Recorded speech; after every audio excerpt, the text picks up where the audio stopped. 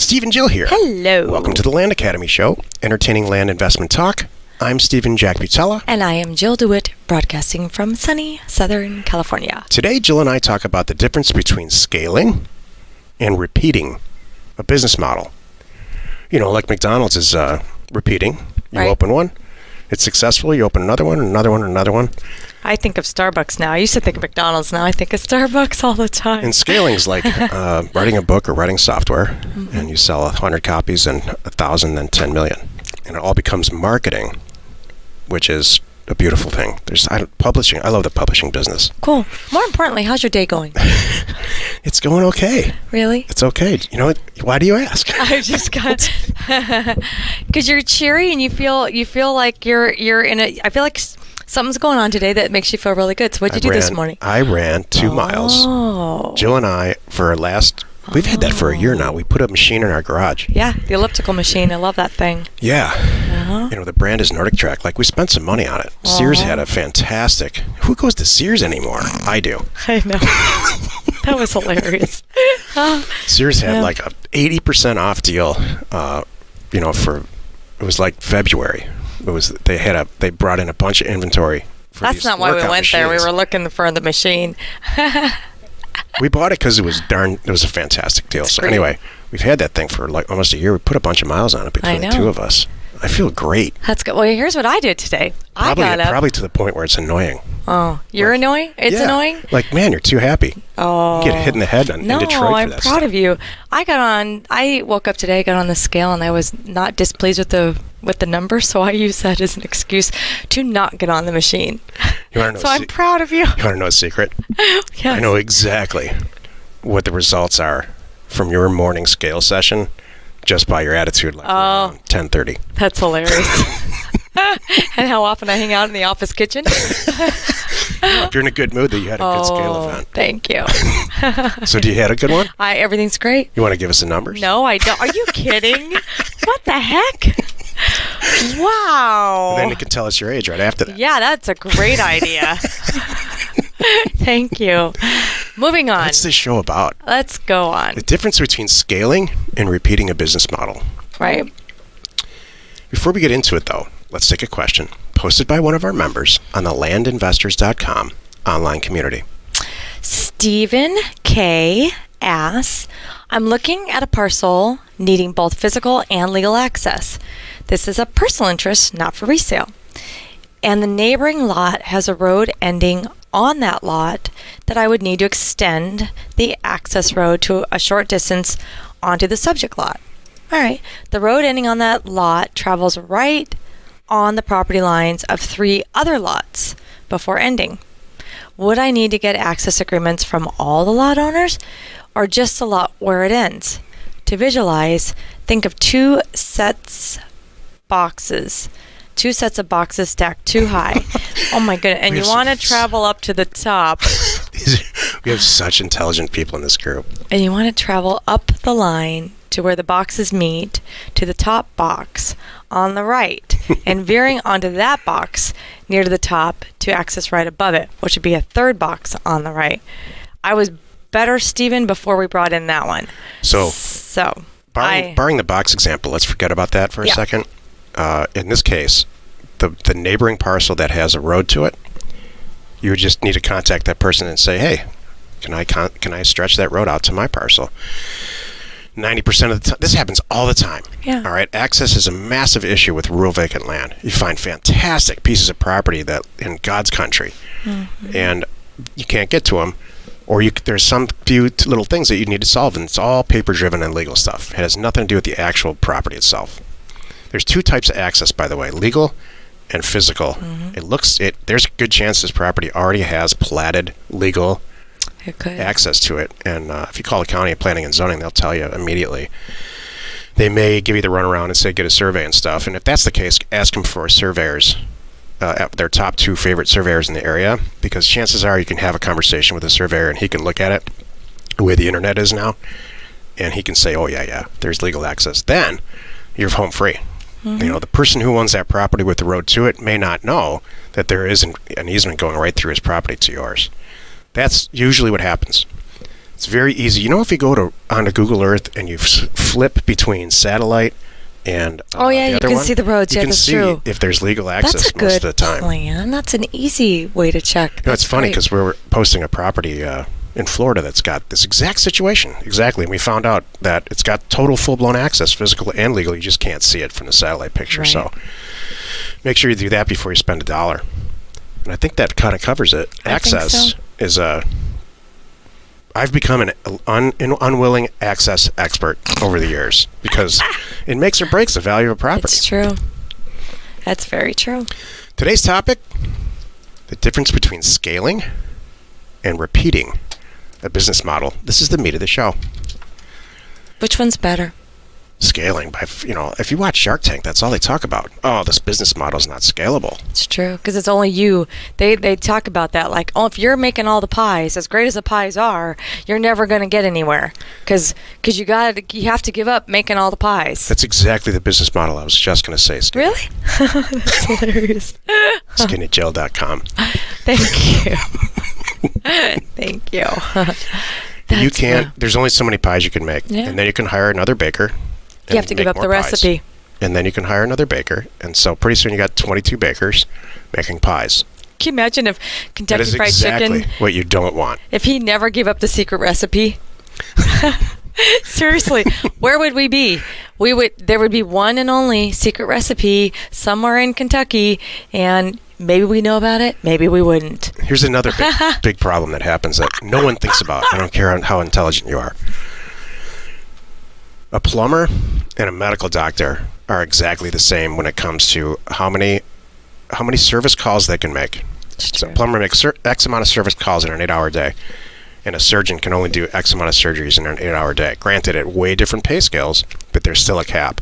Mm-hmm. Restaurants, there's only so many seats or a drive-through, and you will hit a top, a glass ceiling, so to speak, on that business model.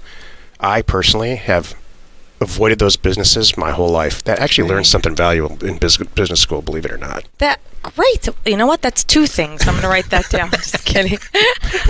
What was the other thing? Buy low, sell high. PhD. I got a PhD in Excel somewhere along the way. Excel was all self-taught. Oh, okay. When I went to school, there was no Excel. That's true. There was just just Lotus love it. 1, 2, 3. It doesn't matter. So, but think about that. So it's not scalable, albeit profitable. It's not scalable. Scalability is the business that we're in. You send a bunch of letters out. You don't do the deal yourself ever. Mm-hmm. And that's the vast majority of if not every member that we have, I've teach this over and over again, and everybody falls back into it and does it wrong. You want to send out a bunch of letters, and then you're going to receive a bunch of phone calls, and you're going to decide very, very quickly whether or not you want to do the deal and how much it's going to purchase, how much you're going to purchase it for, and what you think you can sell it for, and that's when you're done. That's it. The whole thing takes maybe 5 minutes. On the front end, to send a mailer out, it might take you 90 minutes a week. And then as the deals come in, you review which ones you want to do. Someone else answers the phone. Someone else does all the work. And don't worry, this is not the beginner level. This is what you're striving for. Right. This is where you should get your business to. That's the whole point of this episode, why our business model is scalable. That's good. You decide, and that's all in software. I decide, really, which deals I want to do. And it takes literally 5 seconds, yes or no, maybe 5 minutes that I go on the internet and I can see how much we're going to sell it for. It's glaringly obvious if the deal is profitable or not. And almost all of them are if they get to that point. Mm-hmm. And then the transaction coordinator kicks in and does a deal. And some of the transaction coordinators are local based on the asset. And some of them are, which we call boots on the ground. And some of them are here with us, depending on the asset and where it is in the country. That scalability, there's virtually no limit to the number of transactions that we can do because of how we set this up. And to do a mail merge, if that's not boring enough, right? To do a sorry. She was just fixing her hair in the monitor. I totally just, did you see that? You were looking at your hair like this. Like you would in the rearview mirror. You know what? Because I tuned out 2 minutes ago. I'm so sorry. I'm following along. I'm doing my best. Let's leave it at this. Okay. Let's leave it at this. Okay. Buying and selling real estate the way that we do it with mail merge driven blind offer campaigns is totally scalable. It's limitless. And you can do it with any product type in any market. I avoid saying these salesy typed things because people don't believe me. Now I'm afraid to comment because I heard All right, you. we have like several minutes. I heard you. Let's, I agree. Talk about whatever you'd like to talk about. Let's talk about that. I'd like to know. Okay, I would like to shout out some professions, and you tell me if they're scalable or not. All right. And if they are scalable, how they do it. Ready? Perfect. Okay. Real estate agent. That's horrifically non-scalable and not repeatable. That's a joke. That's awful. What about a broker? Here, hold on. Here, my sister is one of the most successful real estate agents I've ever met, and she really only can do about 100 deals a year. Okay. She makes like probably $150,000 to $200,000 a year. Now, as a broker, though, brokerage is not bad because you can get 5,000 people under you. It's still not as scalable as it should be, but you can actually, if you believe in how this whole thing is structured, a broker having a bunch of good agents below them is okay. I don't think it's technically scalable. What's even better is owning Century 21 itself, or owning Warren Buffett owns Berkshire Hathaway. Mm-hmm. They take 2% of like every single transaction. Can you imagine? Right, all the sub companies and the Geico's. Billions of dollars. Whatever he has. No, not that. He specifically owns Berkshire Hathaway. So if you see a Berkshire Hathaway real estate office, he makes that. like 2%. I meant deal. The whole big entity. Okay. Just the real estate part. Oh, okay, got it. All right. Give me another one. Insurance agent. That's probably scalable. You get a lot of payments coming in. Yeah, like our particular insurance agent does no work. Yeah, they just get. I never talked to him. Right. And they get paid every month. Exactly. Yeah, that's scalable. All right. Day trader. That's scalable completely, because you could buy a piece of stock for 1,000 shares or 10 million shares, and it goes up 0.001% and you get out. Cool. Day trading is very scalable now that I'm thinking about it. Thank you. Want to hear a secret? Tell me, yeah. On Sunday, when I'm like watching a movie or something, I like fake day trade all the time just to see what would have happened. I never pull a trigger and I never buy. I don't own a share of stock, but I just want to see if if I put $100,000 of Ford. I did not know this. It goes up 0.1%, because all stock moves 1/100th of 1% every day. Yeah. Are you fake trading on the U.S. market or an international market? It's almost always indexes because they're more volatile as a percentage. Okay. It's never like actual piece of stock, and it's always U.S. And sometimes currency. All right. That's the last thing I need in my life. Yeah, is a day trading. I almost started to say, "Hey, baby, if you really want to do that, that's because bite my tongue." You're the greatest girl in the world. Thank you. Because if I did say that to you, you would say, "Okay, we can let's get throw some money over here, get some guys in here." I know you would say. You know what? And you're Steven, the greatest girl ever. Thank you. All right, how about gambling? That's just don't even go there. No. All right. That's what I just described, gambling. All right, never mind. That's true. Let's see I'm trying to think of another good profession that I want to ask you about. We all know all the service industry. Anything in a service industry where you have a time clock, literally, don't bother. What about? How about rolling up an industry? What about psychologist? No, you got 8 hours in a day or 10 hours in a day at $100 to $200 an hour. That's a great living, but there's a huge ceiling on it. Okay, I have a question. People go into that for the money. I think they go into it to really try to help people. Or Lawyer. at least they say that to themselves. This is another community they really want to help people. How about lawyers? Yeah, lawyers really want to help. Every lawyer I've ever met wants to help. No, I think it's one-man shop is probably your 8 to 10 hour day, billable hours. You get a bunch of people below you. I don't know. It's debatable. Is it technically scalable? No. Okay. Best scalable example is software and publishing. Oh. I said this already, but I think you were looking at your hair. I might have been. If you think about Windows is a perfect example. So, Windows is written and it's edited and improved all the time now. Yep. It used to be you just buy it and that was it. Right. So What about software and publishing specifically now, because you don't have to distribute a physical book. Any type of publishing or membership.